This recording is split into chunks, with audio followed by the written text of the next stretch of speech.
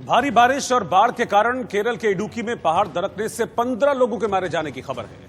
बताया जा रहा है कि तेज बारिश की वजह से पहाड़ से भारी मात्रा में मिट्टी टूटकर गिरी, जिसमें कई और लोगों के दबे होने की आशंका है।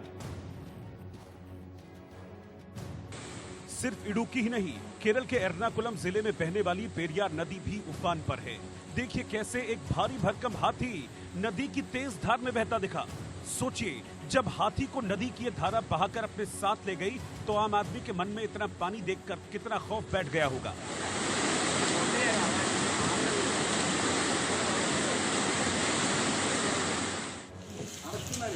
गांव के दूर दराज के इलाकों में पानी इतना है कि लोग नाव के जरिए एक जगह से दूसरी जगह जरूरी सामान लेकर जाने के लिए मजबूर हैं। सड़कें नदी जैसी दिखाई दे रही हैं और घर टापू जैसे दिख रहे हैं।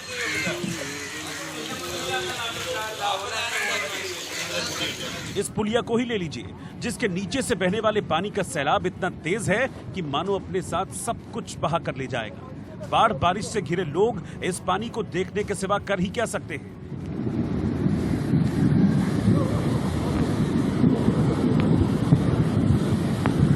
ये हाल तो रिहायशी इलाकों का है। अब उन जगहों की तस्वीरें देखिए जो आपकी आंखों को पहले सुकून देती थी, लेकिन अब खौफ भर रही है, क्योंकि पहाड़ के नीचे की ओर बहते इस पानी को देखकर किसी के भी रोंगटे खड़े हो सकते हैं।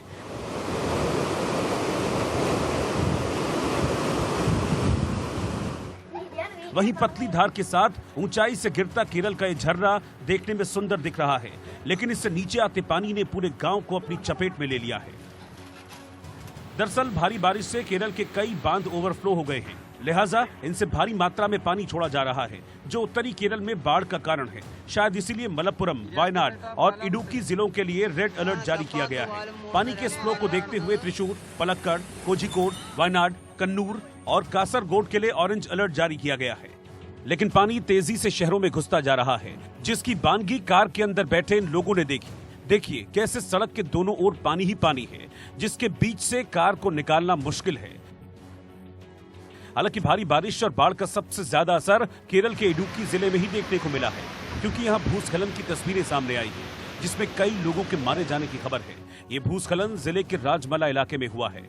ऐसा बताया जा रहा है कि घटनास्थल पर कई और लोगों के दबे होने की आशंका है।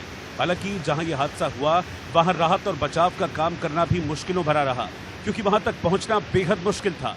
लेकिन प्रशासन ने वन अधिकारियों और स्थानीय लोगों की मदद से जैसे तैसे राहत और बचाव का काम शुरू किया। बताया गया कि वहां चाय बागान में काम करने वाले कई मजदूर अभी भी फंसे हैं।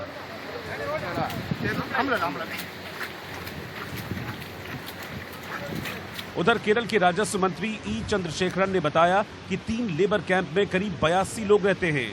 उन्होंने कहा कि फिलहाल इस बारे में कुछ भी नहीं कहा जा सकता कि भूस्खलन के समय मजदूर वहां थे या नहीं।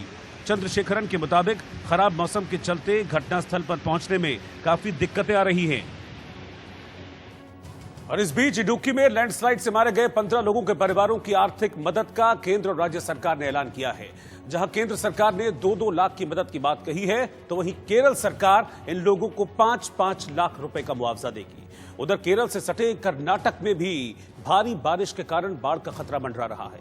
मौसम विभाग ने अपने ताजा अपडेट में कहा है कि कर्नाटक में 7 से 10 अगस्त तक भारी बारिश होने की आशंका है। इसीलिए कर्नाटक के भी कई इलाकों में रेड अलर्ट जारी किया गया है। क्योंकि बारिश से कर्नाटक की नदियों पर बने ज्यादातर बांध भरकर उफना गए हैं, लिहाजा उनसे भारी मात्रा में पानी छोड़ा जा रहा है। कर्नाटक के तुंगा डैम की हालत देखिए कैसे ओवरफ्लो है। गर्मियों में अक्सर सूख जाने वाले इस डैम में पानी ही पानी दिखाई दे रहा है, लेकिन मजबूरी है कि इस पानी को छोड़ना पड़ेगा, जिसमें आसपास का इलाका समा जाएगा। जहां देखिए वहां पानी का सैलाब ही दिखाई दे रहा है। महज तुंगा डैम की वजह से ही यह हालत नहीं है, बल्कि कर्नाटक के कलबुर्गी में भी भीम डैम में लगातार पानी जमा होता जा रहा है। जिसे छोड़ा गया तो उसका नजारा कुछ यूं था।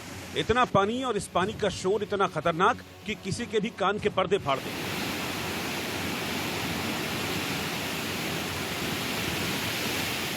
भीम डैम से छोड़ा गया पानी भी लोगों के लिए मुसीबत बढ़ाने वाला साबित हुआ, क्योंकि इस पानी ने कई किलोमीटर के दायरे में आने वाले इलाके को अपनी चपेट में ले लिया और गांव के गांव टापू में तब्दील हो गए।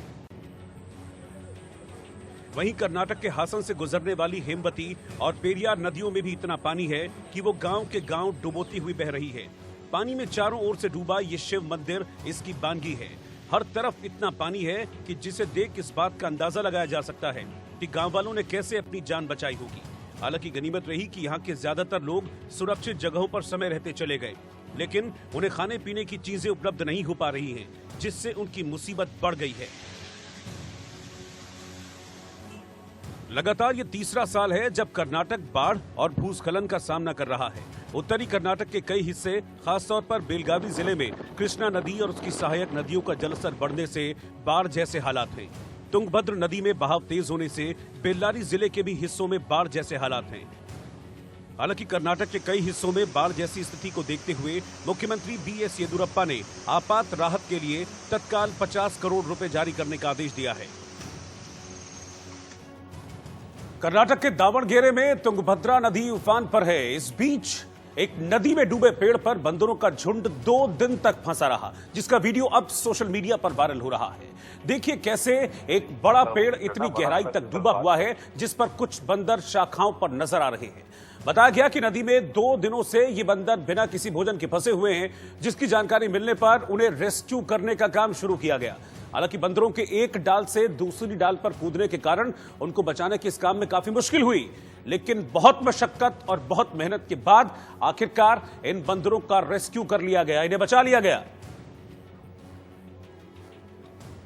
फिलहाल वक्त एक छोटे से ब्रेक का है, लेकिन ब्रेक के उस पार हम आपको बताएंगे कि रिया चक्रवर्ती से ईडी की पूछताछ में अब तक क्या कुछ सामने आया है, क्या सवाल रिया चक्रवर्ती से ईडी ने पूछे हैं और उन सवालों के क्या जवाब रिया चक्रवर्ती ने दिए हैं, और इस बीच जांच के दौरान रिया की कितनी संपत्ति सामने आई है, चौंका देगा आपको इस ब्रेक के बाद।